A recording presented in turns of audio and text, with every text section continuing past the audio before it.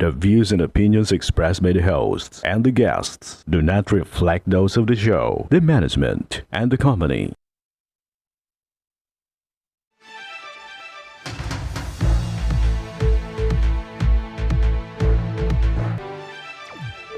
Magandang hapon sa iyo, partner. Live na live po tayo ngayong araw ng Miyerkules para magbigay ng serbisyo publiko. Magandang hapon sa iyo, partner, at syempre magandang hapon sa ating mga masugid na taga-subaybay. Live na po tayong napapakinggan sa 90.3 Radyo Oragon, Sorsogon, 88.3 sa Catanduanes at 90.7 naman sa Legazpo City. Live na rin tayong napapanood sa ating YouTube account. Umpisa na natin, partner, ang pagbibigay ng serbisyo publiko. Isang domestic helper sa bansang Kuwait ang humihingi ng tulong na makauwi na sa bansa dahil sa kanyang iniindang sakit. Madalas na raw kasi siyang himatayin at laging nagdudugo ang kanyang ilong. Reklamo niya pa ay tila walang konsiderasyon daw ang kanyang amo dahil hindi siya madala-madala sa ospital upang malaman ang tunay niyang kalagayan. Makakausap natin via video call si Maria Año Nuevo. Magandang hapon, Maria. Magandang hapon naman. Okay, kumusta yung kalagayan mo ngayon na Maria dyan sa bansang Kuwait? Ay, ano po kasi po, kung sa health po ay hindi po talaga siya stable. And kung sa pagkain naman po, okay naman po siya. Then, environment po. Sandali, hindi natin masyadong marinig, Oo, partner. pwede pa makilapit yung... Mike? Ayan. Ano Ayan. po tawag dito? Okay. Yung health ko po, unstable po talaga siya. Kasi po, bigla-bigla na lang po ang tulog ko. Ino ko, tsaka bigla-bigla na lang din po ako mahihimatay. Then, kung sa environment naman po, sa pakitungo ng mga amo, okay naman po sila. Then, sa pagkain, okay naman po. Wala naman po problema. Ang akin lang po, yung ano po talaga, yung kalusugan ko po talaga. So, po po. Okay. Maria, tanong ko lang kasi sabi mo hinihimatay ka, dumudugo yung ilong mo. Ikaw ba ay napatingnan na ng iyong amo sa doktor man lamang? Nadala naman po ako sa center po. Pero yung ano po kasi nila dito, pagka Teka. ano po kasi, pagka dinala po sa center, hindi po talaga pinaka-mismong ospital. Yung parang, ano po nila, charity lang po yung gano'n. Tapos itinatanong lang po ako ng doktor kung ano yung nararamdaman ko, ganyan. May doktor naman po ako nakakausap din, binibigyan din naman po ako ng gamot. Pero gusto ko po sana yung ma-examine po yung dugo ko, yung po kasi hindi po talaga, hindi po talaga siya dito normal na pagdurugo lang. Kasi kung normal na pagdurugo lang po ang ilong, wala po ba, isang beses lang. Kaso So, ibig sabihin nito, Maria? Okay, Maria? Kasi nababanggit mo, dumudugo yung ilong mo, hindi normal. Sabi mo, bakit? Madami ba yung lumalabas na dugo dyan sa ilong mo? Opo, tumatagal po siya almost, siguro mga more than 20 something, 15 minutes, something like that. Oo. So, ano yung sabi ng Hindi ko doktor? na naman po ako. Sabi ng doktor, bakit daw nagkakaroon ka ng ganyang pagdudugo ng ilong? Lagi lang po naririnig ko po dun sa sinasabi ng doktor ano daw po yung environment, yung klima daw po nila. Then lagi ko po narinig. Hindi naman po ganun. Kasi po kung nanibago po, ang tagal ko na po nakapag-adjust kasi magto 2 years na po ako. 3 months na po. 2 years. Bisa sobra ng 2 taon. Matanong ko lang, Maria, kasi nakikita ko kanina medyo meron 2 taon po. 2 taon. Ngayong Oh, October. pasensya na, medyo kasi hindi malinaw yung tapo ng audio mo dito Paano, sa partner, amin. napansin ko kasi yung kanyang, ano yung tawag yan? Yung earpiece, partner. Yun din headset. yata ang Yan mic. din yung mouthpiece, oo. Ganun Meron ba ganyan, yun? partner. Oo. Meron ganyan. Cordless. Oo. Maria, matanong ko lang, asan ka ba ngayon? Kasi nakikita ko medyo may nakaharang na mga tela. Dito po ako nakapagod sa plansahan. Madamit. Nasaan ka ngayon? Nandito po kami sa bahay ng magulang ng amo ko. Pero nandito po ako sa room ng pinaplansyahan po ng mga damit. Nagpaplansa sa plansahan ng Kaya mga damit. maraming mga damit. Okay, hayaan mo lang Maria na nasa tainga mo yung yung earphone mo. Lakasan mo na lang yung sinasabi mo para mas malinaw at mapakinggan namin ng maayos. So ilagay mo lang sa iyong tainga, no? Okay. Okay. Ayun na, partner. Oo. Nilagay na. Hindi niya pa linalagay, partner, sa kanyang tainga. Nakalagay na yata. Okay na, partner. Oo, Sige, partner. Ayan. Sige. So, ibig sabihin, okay naman sa'yo yung amo mo? Mabait naman sa'yo? Okay naman po yung pakikitungo nila po. So, ang gusto mo lang talaga, makauwi ka para makapagpagamot ka na. Opo, gusto ko na lang po talaga. Ano po, 1 year and 7 8. Okay. So, Kasi po, dumating ako dito. Dumating ako dito, 2021. okay. So, matanong ko lang, bakit hindi ka din hospital mismo para, gaya nga ng nabanggit mo, gusto mo ma-check pati yung blood mo, ma-check ka lahat, mapalaboratory ka, ba't hindi ka dinadala sa ospital? Pagka po kasi di ko po alam, hindi na namin hospital dito. Nagsabi ko po ito lang ang intindahan.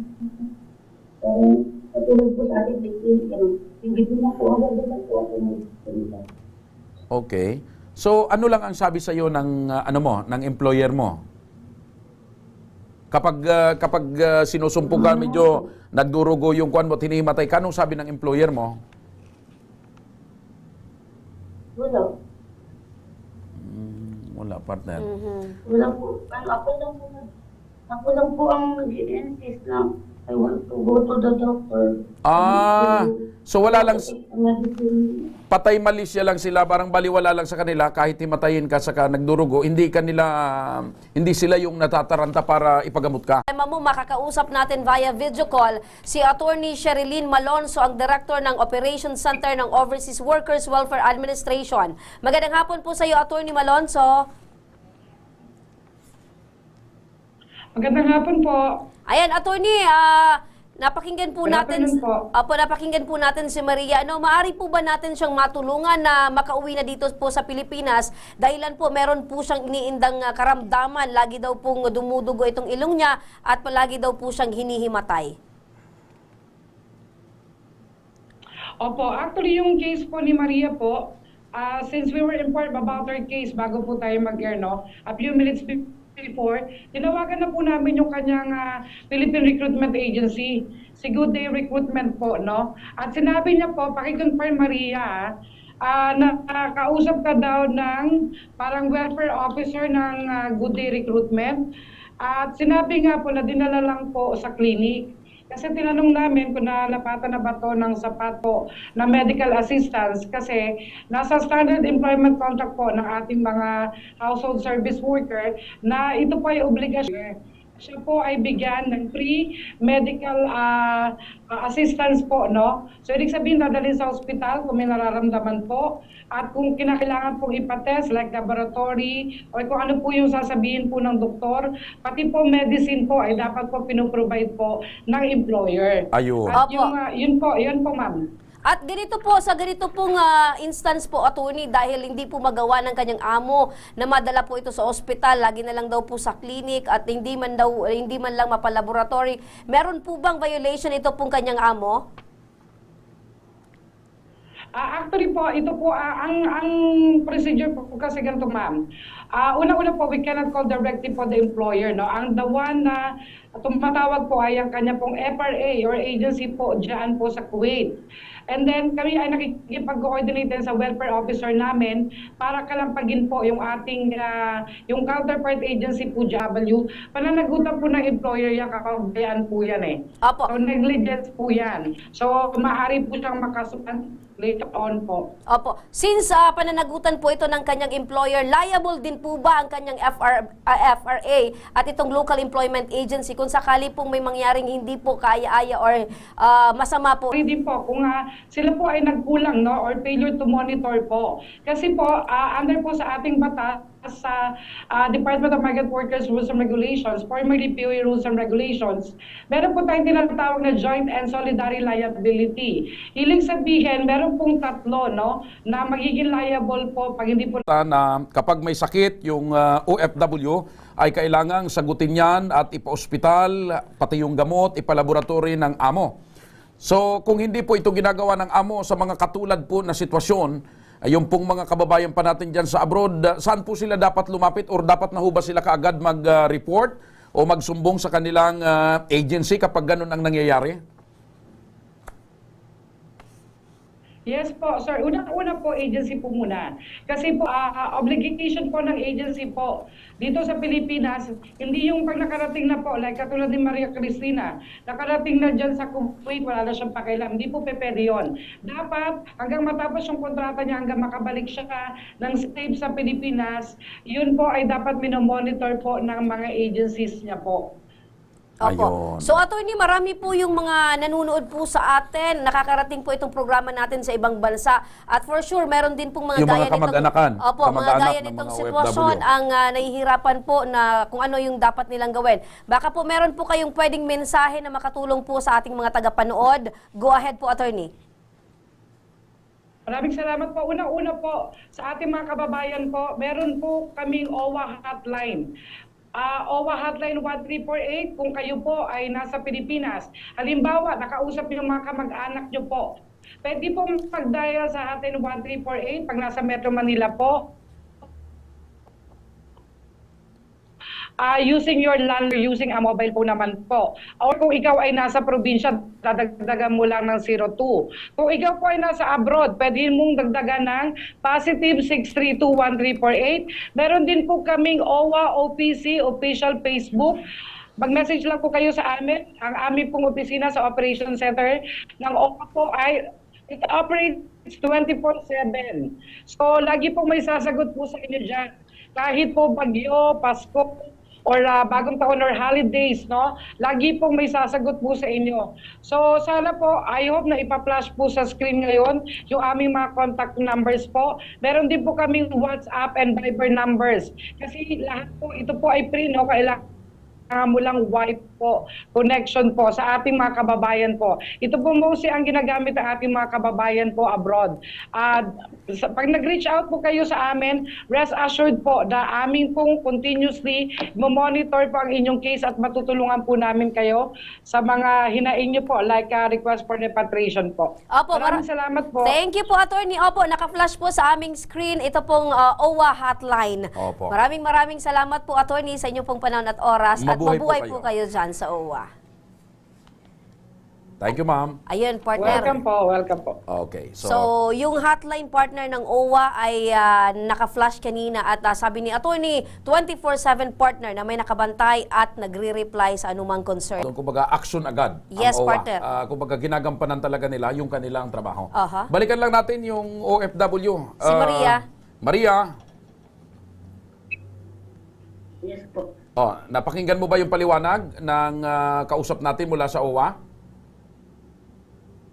Opo. Opo, pag-uwi nyo dito at kung ano ang magiging desisyon ng OWA at ganoon din ng agency, ano ang gagawin na pag-alalay din sa'yo, kami ay imomonitor namin upang masiguro natin na matulungan ka. Ayan. So, sabi ng OWA, Maria, merong karampatang parusa or merong liability itong agency kung hindi ka matulungan at maasikaso kaagad. So, Maria, gaya ng narinig mo, Dyan at manatili kang matatag at Malakas. wag kalimutang Dasal. kung may kapala. Mga kaibigan, sa pagbabalik ng Ako Bicol Tabang Ora mismo, Mister na minsan nang dumulog sa ating programa para humingi ng tulong para sa kanyang misis na mayroong breast cancer, ora mismong tinugunan ng Ako Bicol Party List. At sa ating Tabang Ora mismo update, reklamo naman ng mga dating uniform personnel na personal na dumulog sa ating tanggapan. Ora mismong inaksyonan yan ni Congressman Saldico. Kaya huwag kayong bibitaw, magbabalik pa ang Tabang Ora mismo.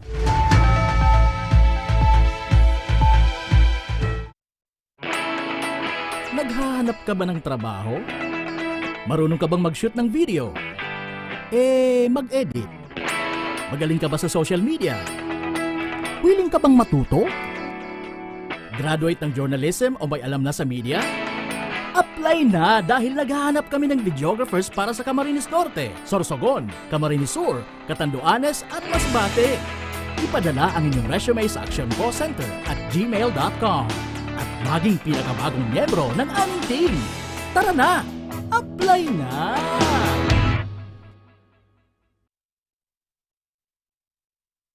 Nangunguna pa rin sa pagpapaayos ng mga kalsadong kabikulan, mga panturismong infrastruktura, Kaya salamat sa Ako Bicol, tadakulan ang tabang digdi sa muya. mga paaralan at mga gusaling kapakipakinabang. Maraming salamat, Ako Bicol Party List. Marami pong salamat. Mahigit isang dekada ng naninilbihan, Ako Bicol, katabang na, kasurug pa. Daan-daan na po ang mga nakapagtapos at may mga kanya-kanya ng propesyon. Sa kanilang pagpupunyagi, walang opportunity na tigtatao po arag po sa kuya na estudyante. dahil naandyan lang, katuwang lagi. Ako Bicol, katabang na, kasurug pa. Tucked away in the province of Albay, known for its perfectly shaped my own 5-hectare private island resort. The resort is ready for all those looking to balance tranquility and adventure. This tropical destination is where guests can either choose to relax under the palm trees or have an adventure under the sun. It features modern and luxurious rooms and villas, recreational facilities, and sophisticated services.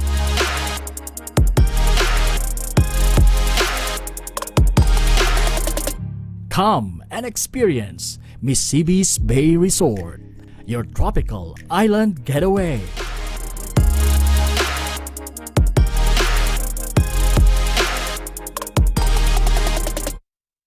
Problema sa tubig, agarang binigyang solusyon.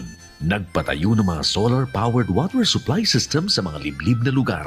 Libre, malinis at maaasahang supply ng tubig 24/7. Dakulaang ng pagpapasalamat niya mo dahil may ikamalilingan habang kami nabubuhay. Dakulaon nining tabang para sa gabos na tao digdi. Salamat po. Para sa ating mga kababayang nasa laylayan, Ako Bicol, katabang na, kasurug pa. Libo-libo na ang mga nabigyan ng tulong medikal. Bata, matanda, kahit sino man, lahat ng mga may karamdaman, may maaasahan. Nagpapasalamat sa Ako Bicol Party List. Hindi po namin makakalimutan tulong na dinala ninyo dito sa aming bayan. Maraming salamat po. Dahil iisa lang ang tunay na nagmamalas. Sinikap ko pong isama siya, kinumute ko. Bakit po kayo nag-commute lang tayo? Walang po sa pamasahe, ganun lang po. Sa Daraga Doctors, pinakuha ko pa yung quotation. Kwenta po. Kuwan lang po siya ng 10,000. 10,000. Tapos po, tinanong ko po kung may discount po yung sa PWD po ba? Opo. Nagkuhan po, 8,000 daw.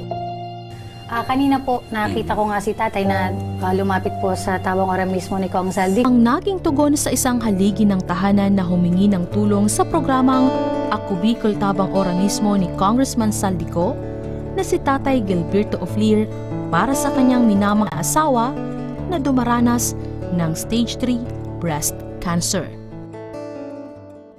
Kumusta po ngayon, Mang Gilberto, ang kalagayan ng misis po ninyo? Saan po, kasama ko po siya, pero nahihirapan po talaga siya. Katapos lang po kami ng 12 session na chemo. Yung pong tinakbo ko pong hiningi ng tulong yung sa breast po kami magpagamot November 20, 21 po ata yun. 2021 pa? O 2020. Nandun po So yung- matagal-tagal na rin ho? Opo, 2 years na po. So nakapag-chemotherapy na ba siya? Tapos na po 12 session. 12 session. Tapos na po yun? Opo. Opo. Ano po yung resulta at ano po yung abiso pa ng doktor? Pinapakuha sa amin po yung panibagong laboratory naman po. Naka-today ko na po kami. Tapos yung CT scan po, naka-schedule ngayong 26 po. Tapos yung iba pong laboratory na okay na po. Yan lang po hindi ko makuha-kuha ngayon. Yung hinihingi po kasi nasa labas po siya ng hospital gagawin. Sa private po. Pira po talaga kailangan. Nababanggit niyo po, tatay, na nag-undergo na po si Mrs. ng mga ilang laboratory, Opo. todo echo. Pero tatay, hanggang ngayon po ay hindi pa po siya cancer-free, di ba? Cancer-free. Ni doktor na matapos namin yung laboratory para malaman po niya kung ano po ang dapat gawin niya. Opo. Bakit daw po? Anong sabi ng doktor? Bakit hanggang sa ngayon po ay hindi pa po siya cancer-free, though dinaanan niya na po itong mga series of laboratories? Kasi po, yung daw po ang titingnan niya yung sa breast panel po, yun daw ang kailangan niya makuha. At dahil naririyan ang programa para matugunan ang kahilingang medikal para sa kanyang may bahay, sa tulong ni Ms. Jody Binoobra ng Ako Bicol Party List, ipinasok natin sila sa Medical Assistance for Indigent People. Ako nga si tatay na lumapit po sa tawang ora mismo ni Kong Saldico. And yun po, agaran ko naman pong ginawan ng guarantee letter. So, nalaman niyo kaagad, Yes Miss po. Jody, itong... Ngayon, tutulungan na natin siya. Yes. So, sagot na yan ng Ako Yes po, Bicol, Ma'am sagot na Judy. po siya ni- Tatay, sagot na po ng Ako Ako Bicol Bicol Party tabang List. ora mismo ni Kong Saldico. Marami pong salamat.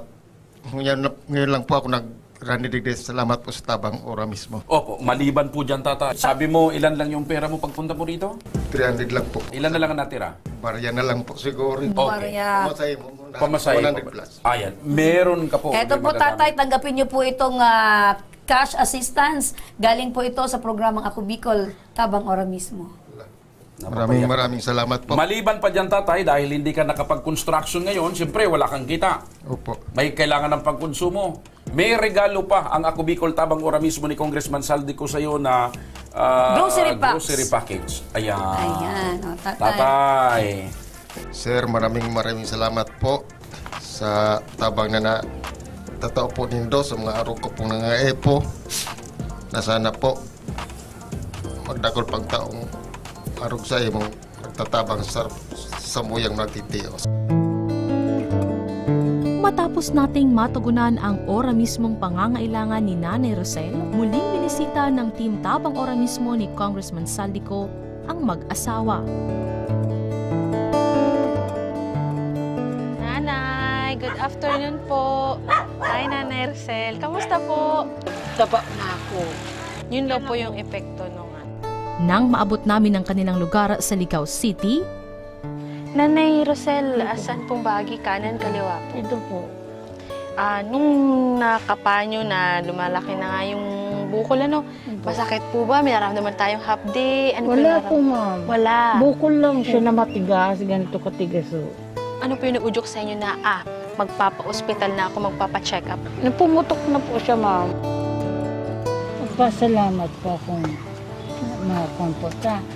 Nakahingi kami tulong sa inyo kasi problemado kami noon. Minsan kami kukuha ng pampabreast panel. Nakita ko yung ni Sir Kong Saldi na ako tabang ako lang mismo.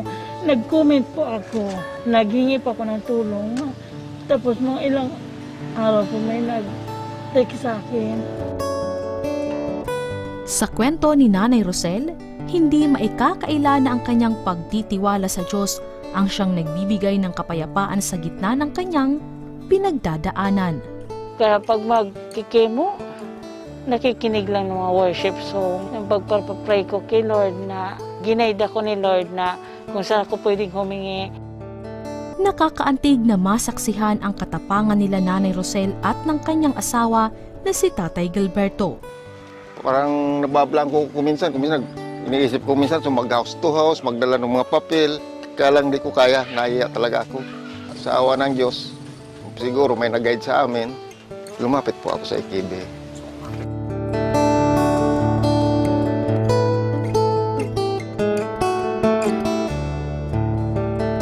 Nanay Rosel, ano po, bukod nga po doon sa guarantee letter na nabigay, Sabi po ni Congressman Saldico, balikan ulit po kayo at kamustahin. Nang madilim na panahon ng isang ilaw ng tahanan, nakatitiyak, nakakayaning harapin ang anumang unos sa buhay hanggat kasama ang kanyang mga minamahal. May nagtulong po sa amin na pumunta ako doon. Yun po ang nangyari po, binigyan ako ng guarantee letter. Agad-agad naman pong na-aksyonan. Salamat po ako. Nalaman ko po kung ano po ang dapat gawin ng doktor. Ay Ka-Ferry, Ako Bicol Tabang, ora mismo. Ayun, partner, isa na naman na nanay na may breast cancer, partner, ang natulungan ng Ako Bicol Tabang Ora mismo at ni Congressman Saldico. Nung chemotherapy, nakikinig lang, partner, siya sa mga religious song. Importante yan. Yes, partner. At naiibsan, partner, yung kanyang problema at karamdaman. Kaya, ayan, partner, patunay na si Congressman Saldico, partner, ay may malaking puso sa pagtulong sa ating mga kababayang Pilipino at Bicolano. Personal na dumulog sa ating tanggapan, nito lamang ika-6 ng waksyon si Congressman Saldico para mabigyang tugon ang alalahanin ng ilang mga miyembro nila. Ang buong pangyayari, partner, tutukan natin.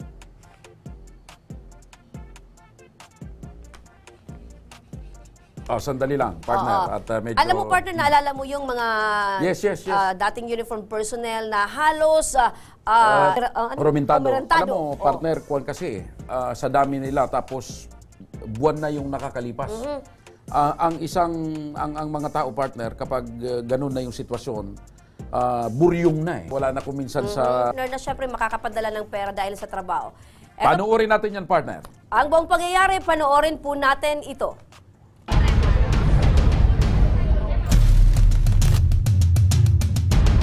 Nagbibigay kami ng promises sa mga mahal namin sa buhay. And yet, napunta kami sa hindi magandang sitwasyon, naloko kami. Ako yung haligi ng bahay. Dapat ako yung magbigay buhay sa kanila. Pero at time, ako yung binubuhay nila.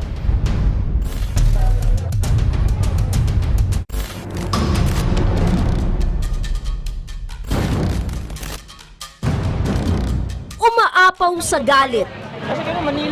At halos hindi na makapag-isip ng diretsyo dahil sa sobrang puyat, pagod at gutom. Ganito ang sitwasyon ng halos 100 dating miyembro ng Armed Forces of the Philippines, partikular ng Philippine Navy, Philippine Marines at Philippine Army at iba pang mga non-uniform personnel nang sila ay dumagsa noong nakarang Hulyo 6 sa tanggapan ng programang Ako Bicol Tabang Ora mismo ni Congressman Saldico.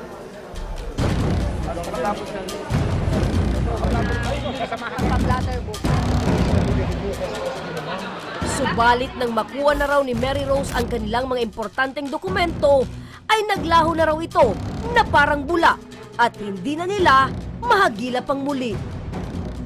Mong nagpaipon sa amin para magbigay sa amin ng trabaho, si Ma'am Mary Rose Santos. Ito bang Mary Rose ay isa lamang kataong nakipagtransaksyon sa inyo o may inirepresenta siyang agency? Bali, sir, siya lang unang ako, bali, i-recommendran ako ni Ernesto Bonos kay Ma'am. Ngayon, pinatawag ako ni Bonos doon sa kay Ma'am Mary Rose. Bali, ngayon nagsabi na kailangan ko ang tao sa Palawan. San Vicente, Palawan.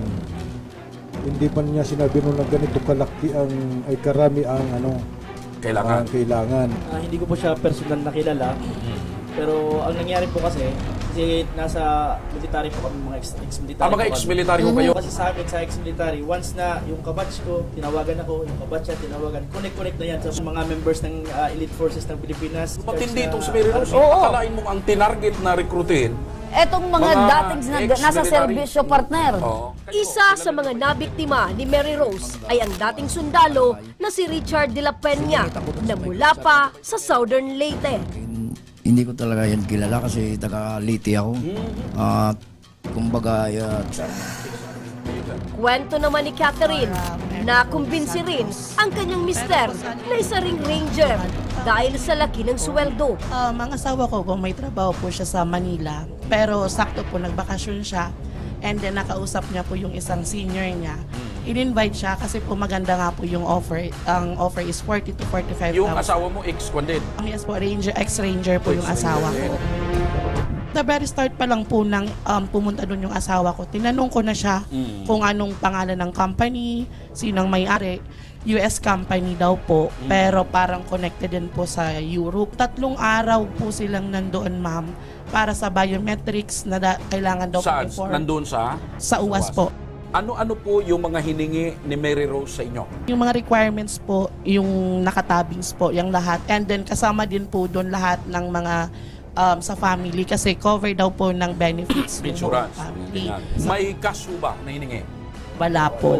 Dahil sa kanilang problemang idinulog sa ating programa, ay ora mismo tayong nakipag-ugnayan sa tanggapan ng National Bureau of Investigation. Actually, attorney, ang lumalabas po ngayon, attorney, sa latest, 4 na sa kanila ang nai-apply ng loan at ngayon ay tinitext na sinisingil na. Yan po ang problema. Maganda po yung i-report nila sa amin, pati sa PNP, kasi nga, yung identity nila ang gagamitin nitong scammer na to kung sakali man. Kasi silang kasuhan sa estafa kasi nasa pinakalas ng estafa yung failure of any person to return yung documents, any documents. Dapat ma-interview po natin sila para matingnan natin kung anong nararapat na ikaso dyan kay Mary Rose. Attorney Felipe, madagdag ko lang po kasi nababanggit nila na meron ng 4 na nabibiktima at sinisingil na po dito po sa online lending. Ito po bang online lending, kahit po nila alam kung sino po nangutang para sa kanila, ito po ba iswak na pwede nila Mary Rose? Ma'am, kailangan nating ang tulong ng natin dyan, yung Cybercrime Division, kasi i-authenticate po talaga kung ginamit talaga yung identity nitong mga ito, yung mga nagsubmit ng credentials. Pagkatapos ng programa, ay agad namang tinawagan ni Congressman Saldico si Police Colonel Fernando Cunanan Jr., ang Provincial Director ng Albay Provincial Police Office. Para personal na ito lamang, ay ora mismong nagtungo si Police Colonel Cunanan kasama ang hepe ng Legazpi City Police Station na si Police Lieutenant Colonel Dennis Balya at ang kanilang tagapagsalita na si Police Executive Master Sergeant Gilbern Pataksil sa tanggapan ng Ako Bicol Tabang Ora mismo ni Congressman Saldico. No, anything na mapagkakakilanlan doon sa babae kasi ito, magta-tracking na tayo nito. Kasi this is more on data privacy act ito Ang na-violate dito, kinuha yung mga datas nyo, then ginamit na. Yun na nga sabi nyo, may ilan sa inyo na nagamit na, ipinangutang na. Malalaki pati pong amount. Oo. Paano napag-usapan? Pumunta siya? Pumunta siya. Nagbigay siya ng 24 hours na palugit. Kailan yan? Martes yun. Martes po. Kasi kahapon tayo pumunta. Itong Martes lang. Ang sabi dito sa sulat na pinirmahan niya, bigyan niya lang ako ng 24 hours na i-contact ko yung piloto at saka yung pagkain yung na ma-release ko after 24 So ibig sabihin po, yung kung pangako at pirma, hindi pa din yun yung reklamo nyo at hindi Wala na namin pa rin, panluloko lang ginagawa. Wala Pero po. nangako pa rin siya Binigyan pa rin siya in ng good chance. faith na may trabaho talaga. Tulungan natin sila na maayos kaagad yung scam na to na lagi na lang na-scam mga kababayan natin. Kausap po natin mga biktima. Ang mangyayari po nito, dadalhin po natin sila sa Anti-Cybercrime Group para po doon mag-file ng Republic Act 10173 o yung Data Privacy Act, and yung iba po yung nakuhanan na po ng data. Pwede po ring kasuhan po ng syndicated staffa. Aside doon po, ipapa-trace po natin itong involved po si Mary Rose, alias Mary Rose, kung asan po yung location po niya through triangulation dito po sa cyber. Magpa-flash alarm po ta. Dahil sa kaawa-awa nilang kalagayan, ay kinumusta na rin sila ni Congressman Saldico at agad din siyang nagpaabot ng tulong pinansyal para sa kanila. Bigyan na lang natin ng assistance na para makauwi sila. I heard wala ng mga pamasahe. Bigyan nyo na naman 20,000 para makauwi naman sila. Kasi po meron pa po kasi dito sir na mga mangilan-ngilan na nakastay pa, na financially incapable na po sila talaga. Hihingi sana po kami ng assistance kung pwede pong masuportahan yung food nila hanggang matapos po or hanggang ma-file po yung case, hanggang makaalis po sila sir. Kahit yung mga natitira na lang po doon sir. Kasi kami po, dito lang naman sa Bicol, medyo kakayanin pa naman. Pero yung iba po kasi talaga sir, wala talagang means. Nasabi ko na gusto kay Annie, to call DSWD, if we can provide financial assistance actually we have financial assistance, i-follow up si Annie kung tinawagan na si Director para ma-process. Kayo mag-alala, we have enough funds for that. Makaka-uwi kayo, may pagkain kayo pa-uwi nyo. Kakasamahan ko na sila ngayon sa DSWD.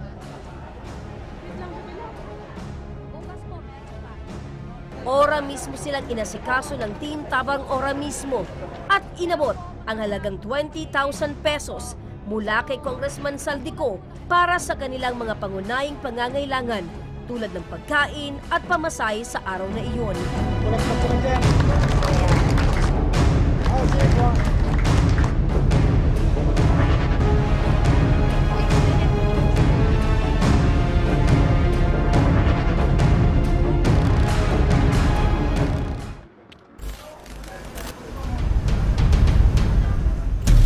Araw din na yun. Malalayo yung nasa Mindanao, galing sila ng Basilan, Cotabato, ganyang Bukidnon, yun ang nakakaawa.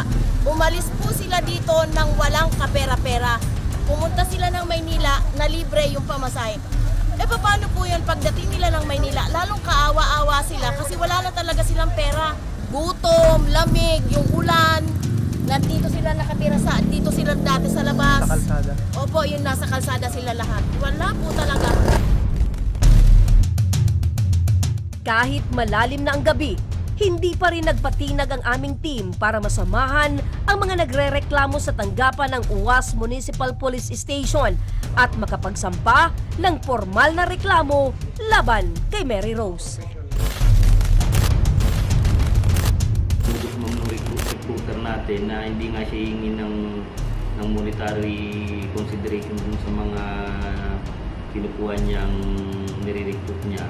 Pero naman ang gagawin niya is nanakawan niya yung identity para gamitin sa ibang bagay. Yung company po na para nagiging online na din, na kumbaga click-click ka lang sa computer, lalagay mo dun yung details mo, and then i-upload nila. Yun po yung natin dyan eh.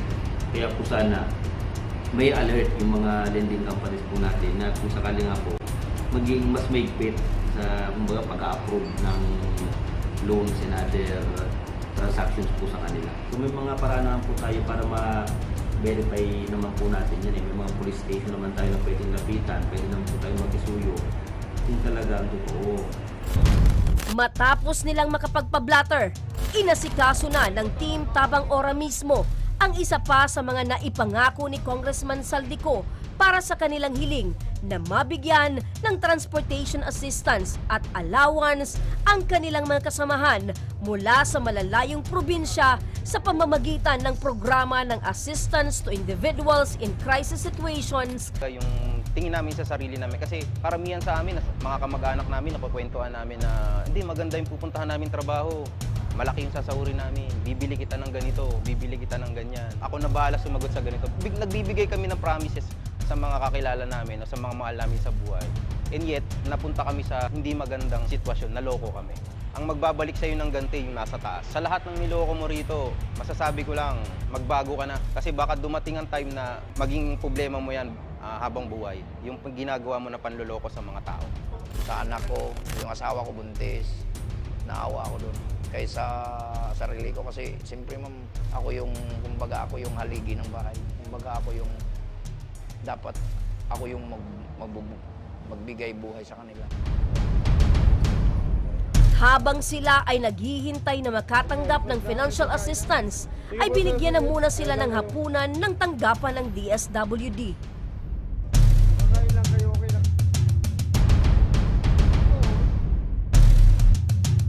Maya-maya pa ay isa-isa na din silang nabigyan ng transportation allowance. Lubos po kami nagpapasalamat sa aking mga kasamahan at nandito po hawak na namin yung cash assistance. Ito na po yun. Maraming salamat po sa Ako Bicol Tabang Ora mismo. Hey, Congressman Saldico!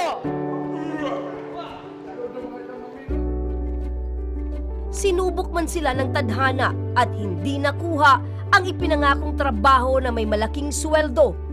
Para sa kanila, isang tagumpay pa rin ang muling makauwi sa kani-kanilang pamilya at muli silang magkasama-sama.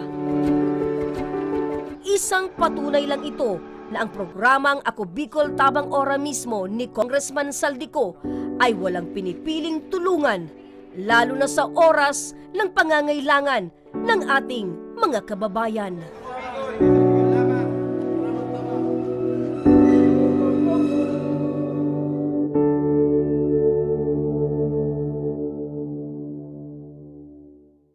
Ayun, partner. So, Talaga ang correct. dapat Lahat ng bagay, partner, ay merong proseso. Kasi, partner, hindi naman pwedeng, kung eto yung gusto mo, basta na lang ibigay sa'yo, partner. At yung pong mga tinig ng pasasalamat at mismong video ng pasasalamat ay patunay, partner, ginampanan ng palatuntunan ito at ginampanan ni Congressman Saldico ang kanyang adhikain na makatulong sa Opo, partner. Simula sa pagkain, financial assistance, transportation allowance, Pero gaya ng na ibigay, sinasabi ko, partner, ang paghingi ng tulong at ang pagtulong kong minsan, partner, ay hindi yan parang kung ano yung hiniling mo, maibibigay sa iyo. Correct. Hindi lahat ng gusto mo, partner, makukuha. At least 50% partner ng hinihiling nyo ay naibigay. Yun ang pinaka-importante. At meron pa, partner, na tinatawag na legal assistance. Yes. Na ibinigay tayo, partner, at nakarating sa PNP kung ano yung kagustuhan nila, partner, na mareklamo. Provincial Director ng PNP at Chief of Police ng Legazpi at Chief of Police ng Wasang Nagasikaso para nang sa ganun ay yung kanilang reklamo ay may proseso na. Correct, partner. Provincial Director ng Albay Police Provincial Office. Yes. At ang Chief hepe of Police ng Legazpi. Programang ito. Correct. Congrats, team! Tabang Ora mismo. Mabuhay! Sa mga may problemang legal at medical na nais humingi ng tulong sa ating programa, maaari po kayo magsadya sa aming tanggapan sa ground floor ng Embarcadero Village sa Legazpi City. Bukas po ang aming tanggapan mula Lunes hanggang Sabado alas 8 ng umaga hanggang alas 5 ng hapon. Sa mga nasa Metro Manila naman po at kalapit na lugar, maaari po kayong humingi ng tulong sa Action Call Center North Wing ng Batasang Pambansa. Magpunta lamang po kayo tuwing araw ng Lunes, alas 8 ng umaga hanggang alauna ng hapon. Maaari din po kayong magpadala ng inyong mensahe sa aming natanggap. Huwag nyo rin pong kalimutan i-follow ang aming mga official social media at Ako Bicol Tabang Ora mismo. Meron din po kaming TikTok at Plus Bicolandia, mabuhay! Action ko sa mga nangangailangan. Action ko lahat ay dadamayan. Noon at ngayon tayo'y sinamahan. Action ko patuloy na magsisilbi. Action ko noon at ngayon tayo'y sinamahan. Action ko patuloy na magsisilbi.